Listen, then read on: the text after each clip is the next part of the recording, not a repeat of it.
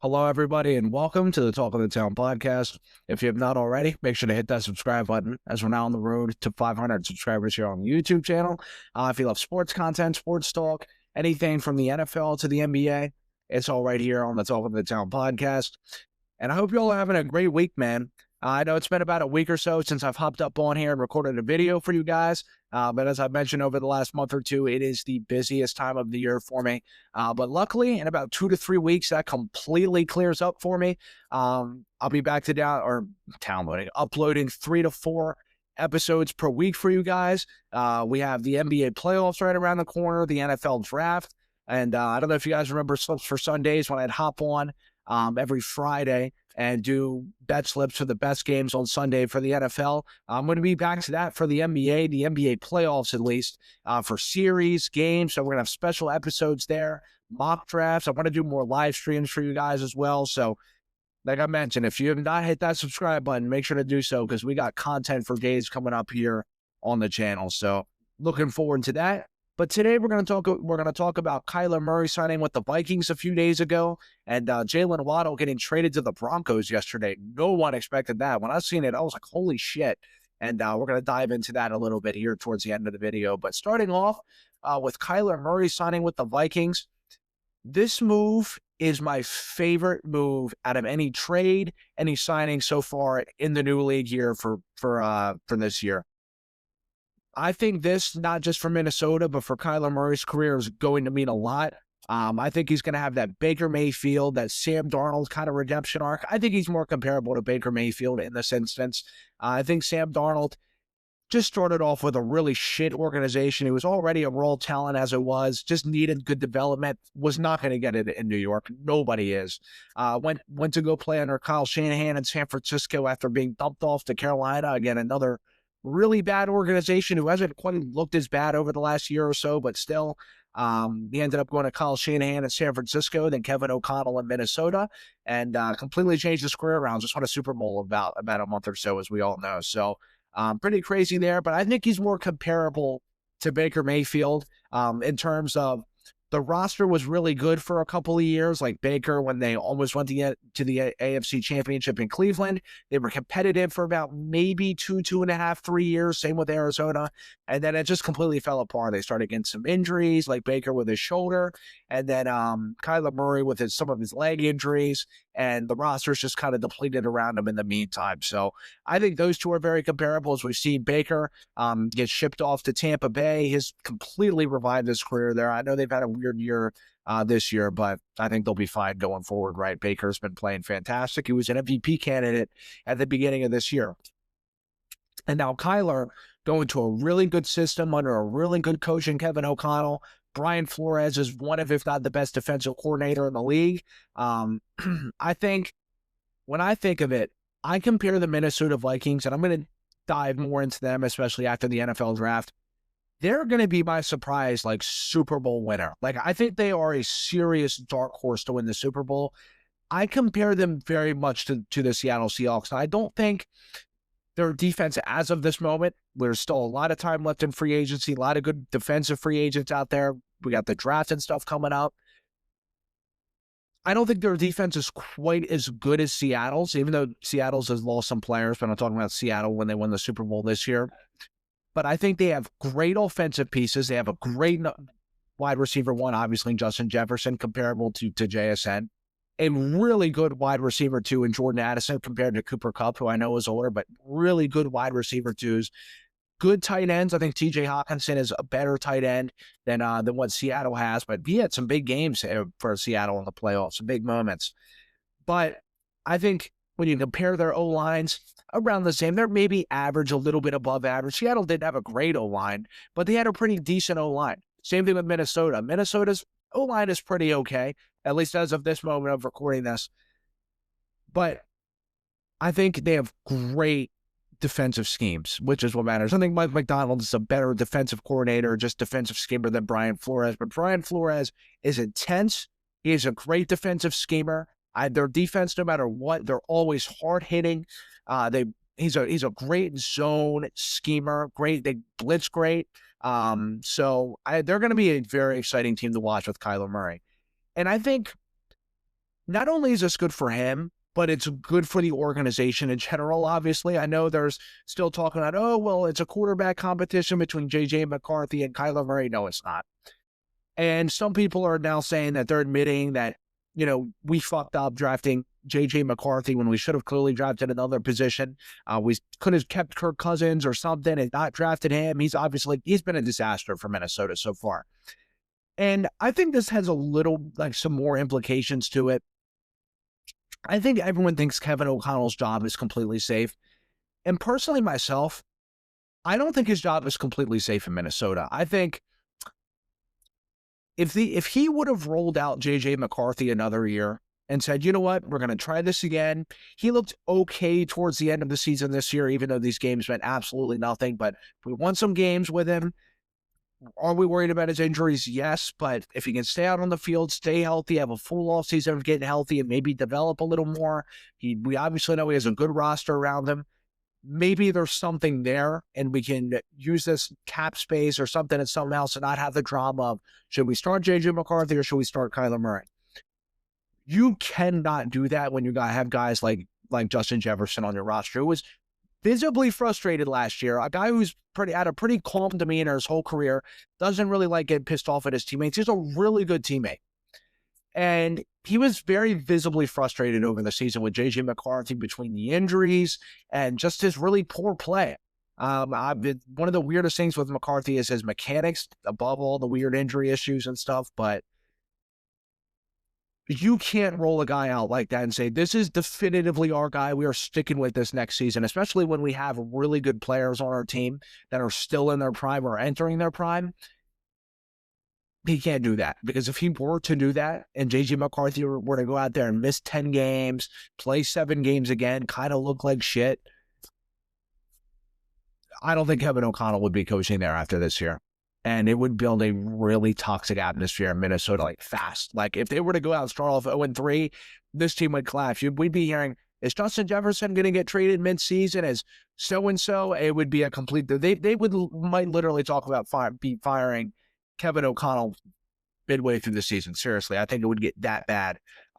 We can tell one thing with Minnesota. They're not afraid to fire people. They fired their GM a few months ago, who a lot of people were actually fans of, said, hey, drafted Justin Jefferson. We've had pretty good guys all around our organization because of him, signing him, drafting guys, even though the JJ McCarthy pick kind of seems like a whiff. But I think Kyler now kind of takes some pressure off Kevin O'Connell. I think he will undoubtedly be the starter in week 1. He's just the better quarterback. I think people forget one thing with Kyler Murray, and where I think he's been incredibly disrespected over the last, couple of years now. I know he's been dealing with some injuries. When he is healthy, legitimately healthy, and has a half-decent roster around him, he is a borderline top 10 quarterback. He is a top 10 quarterback at his best. He is one of the most athletically gifted players in the NFL. The only problem he has, which he'll never be able to get over, which is what I fear for guys like Bryce Young, something he'll never be able to get over, it's just his sheer size.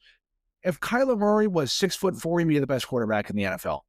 The problem is he struggles staying over his offensive line, problem slipping away from tackles. He's still a slippery player, but you can't play to the best of your ability when you're 5'9". You can't.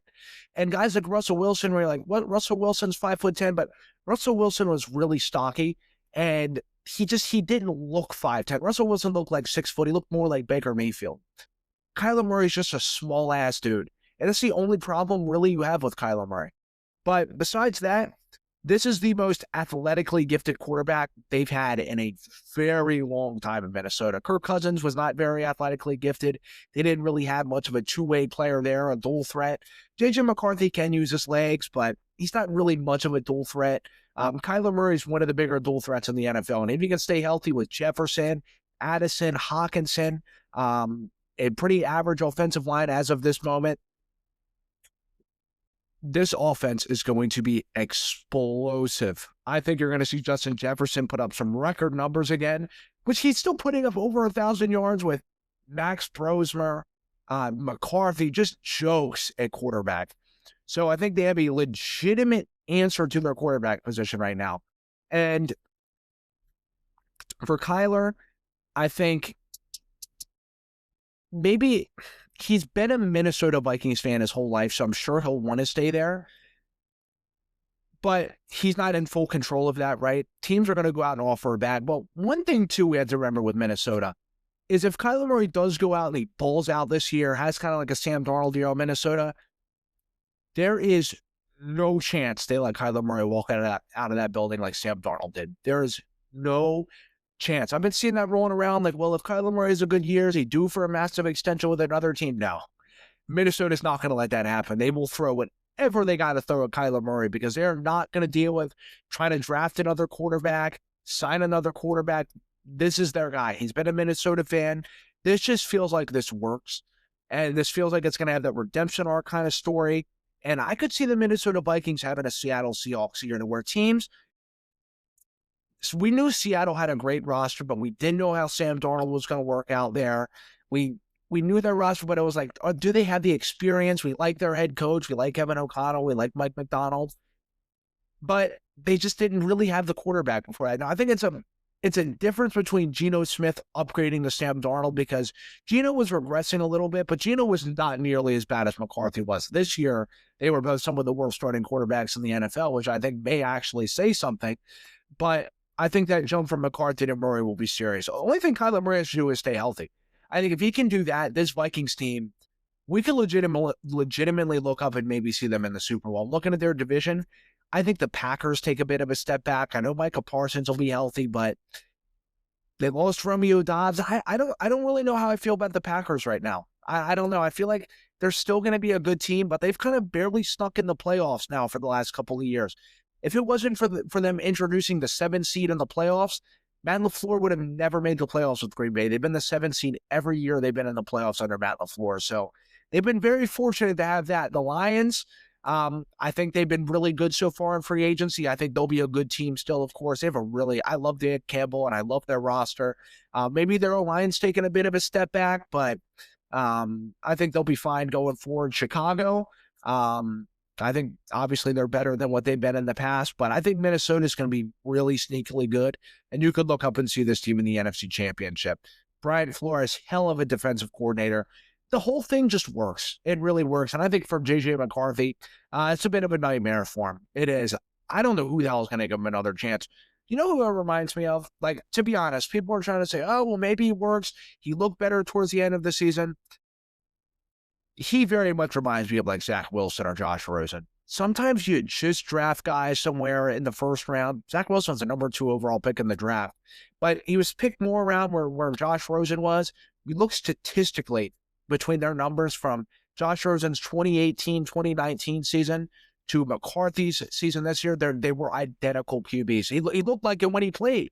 When JJ McCarthy was out there playing, I said it a while ago, like probably 3 months ago, I made a video talking about how he looked like Josh Rosen. People can call me crazy, but he looked just like him. And I think, honestly, some guys just don't work out. I'm not saying this. Look, his story isn't written. Maybe we look up, he finishes with 2 Super Bowls in his career or something. But I don't think he works in this league. I'm sorry. I hate to say it, but I just don't. I think Kyler Murray easily takes this job over JJ McCarthy here come up this year. And this team's going to be really, really good, man. Like, they're going to be really good. They've been a QB away. They think they still finished with like 8 wins this year, 7-8 wins or something like that. They were just below 500.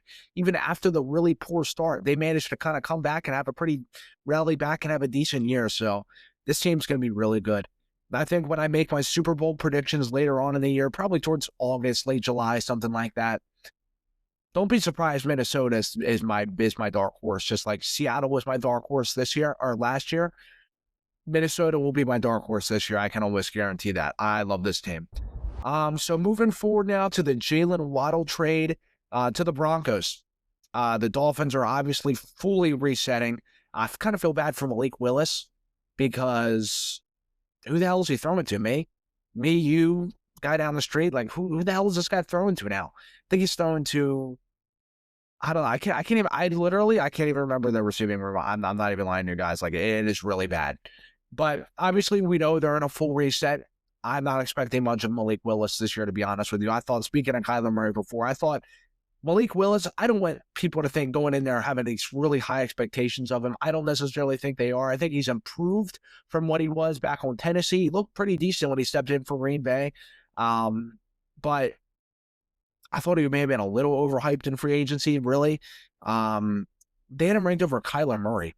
And like I mentioned before, Kyler Murray's a top 10 quarterback when he's fully healthy. Like Malik Willis, really? I don't know. I think he'll be good, but like not with this iterations of this Dolphins team. Like this Dolphins team is probably going to win 3 to 4 games, which I highly respect what the Dolphins are doing. They cleaned house. Mike McDaniel's gone, fired their GM. Like they just cleaned they wiped it completely clean. And unlike teams like the Steelers, which the Steelers anyway are a better organization than Miami, but to where they just will not reset and let go. They moved off of Tua. They're going to end up taking the cap hit. They're going to take Waddle's cap hit. Tyreek Hill. They're just saying, screw it. We're done. We're not doing this anymore. We're fully resetting. We might have Malik Willis be our bridge QB. We may give him a chance for the long term, but we'll see. We have him locked up for like 3 years. We have a lot of picks to work with. Now they have Denver's first round pick. I fully respect it because a lot of teams just hold on too damn long. And even if they kept Tua, if they kept Jaylen Waddle, like they finished this year with 7 wins, even though Tua is not the same quarterback he was, 2-3 years ago, he still is good enough to lead a team to 6, 7, 8 wins, probably with just a pretty half-assed team like Miami. But you had some good players, some decent players, but I think they would have probably still won 6, 7 games under Tua if they also kept Jaylen Waddle. But they're going to tank this year and win like 3 or 4 games. Look, I completely respect it. I respect what Miami's doing. So, but for Denver getting Jaylen Waddle, they had to give up. What is it here? They had to give up. Dolphins get 2026. All right, hold on. Dolphins get the Broncos 2026 first round, 30th overall, 3rd round, and 4th. That's a lot for Jaylen Waddle, dude. And what I think this does is those poor suckers trying to get A.J. Brown, New England. I seen the Rams were in the mix. They may ask 2 first-round picks for him now because I think A.J. Brown is the better receiver than Jaylen Waddle. And that's gonna be tough. I don't know if A.J. Brown's gonna get traded now after that. To be honest, I really don't. But for the Broncos, I think they gave up a lot for Jaylen Waddle. But I think they seen how close they were to getting to the Super Bowl, maybe even winning the Super Bowl. If Bo Nix doesn't get hurt, you never know. I don't think it was a guaranteed win for Denver, by the way, if Bo Nix would have ended up playing. But I think they seen how close they were, that their offense was really kind of their main issue, that they had Courtland Sutton is a really good receiver, and I think now paired up with Jaylen Waddle, who's a speedster, which if he can stay healthy, which has kind of been his issue over the last couple of years, Jaylen Waddle just has not been able to stay healthy on the football field at all. This is going to be a pretty elite offense. I think what they re-signed J.K. Dobbins, didn't they? J.K. Dobbins obviously can't stay healthy, but he's dominant when he's out there. And they'll have a really explosive offense paired up with that defense. That's going to be hard to stop. It is. And they've clearly made it public to everyone. They're going all in. They don't care about their first round pick. They're just saying, screw it, man. We want Waddle. We want our offense to be really just kind of boosted up here. Add more. Because one thing they were missing was that explosive element to their offense, which is what I liked what the Chiefs did. The Chiefs have had no explosiveness since Tyreek Hill left to their offense at all. And the Broncos just kind of didn't really have many explosive playmakers out there. I like Courtland some, but they didn't have a lot of speed. So I think that really helps that issue. He's a big-time receiver again, if he can stay healthy for Denver out there. And I think that's going to be a really good pair up next to Courtland Sutton. So I like it. I think they gave up a lot. I think it raises the stock for A.J. Brown. It might literally make A.J. Brown untradeable now, by the way. If they gave up that for Jaylen Waddle, the Eagles are looking and salivating over that. So, yeah, man. But that's it. That's all I got for today. Just kind of wanted to briefly touch up on that. But, yeah, man, I hope you all enjoyed the podcast today. And I per usual, you all take it easy.